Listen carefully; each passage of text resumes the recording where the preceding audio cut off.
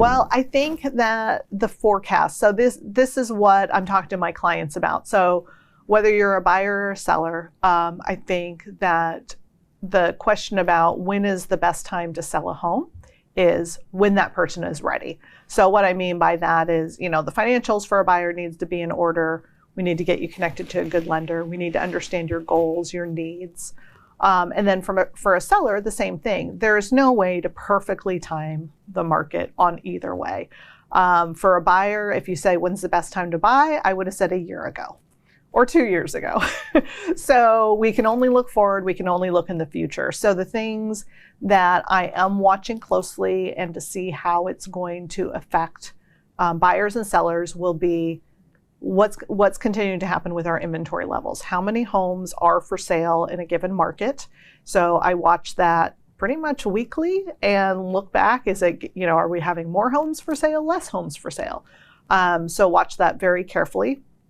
Watching prices, obviously. Right now, they're just on the rise, but if inventory levels change, that could change. I don't predict it to change much. I think we're going to be an upward trajectory on prices as well.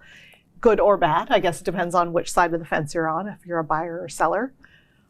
Watching the stock market, I think the stock market and interest rate changes are two things that we know are going to be volatile this year. There are other world events and things that we just can't predict, so we're going to leave those out of it because no one has that crystal ball.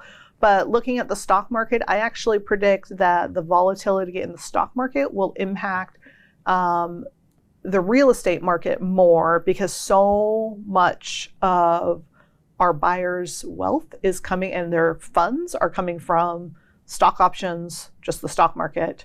Having the liquidity to buy homes is coming from the stock market. So as that changes, favorably or not favorably, we will see impacts. I think that's going to be greater than even interest rate changes. We're still at historic low for interest rate changes. We're bumping into the fours in some cases. I think it would still take a big interest rate jump, like more than 1%, and I don't think we're going to see that. But as the Fed decides what to do with inflation, we could still see that moving up through 2022. So those are kind of my broad strokes of what to watch for. And if you're a buyer, what we're going to do is we're going to evaluate what you need. We're going to get creative. We're going to look for off-market deals. We're going to look for other financing options that maybe aren't traditional. Kim mentioned there's some new financing tools that we'll be excited to share in the future that may help buyers be more competitive against cash offers, for example.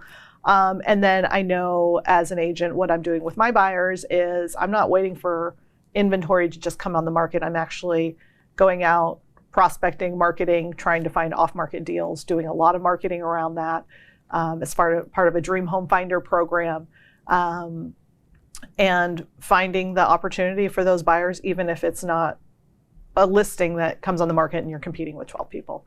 So for this year, I think it's going to be about getting creative, hanging in there, not giving up, and helping buyers get the homes that they want to get, not losing out on market share. Because if you gave up last year, you're now re-entering as a buyer, and it's going to cost you 20 or 30% more for the same home as it did last year.